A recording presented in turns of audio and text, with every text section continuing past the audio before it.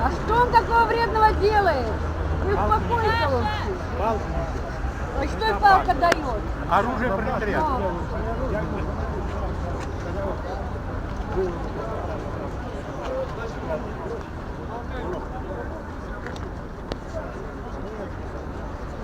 Это же не граната. Надо тогда забирать. Да, это люди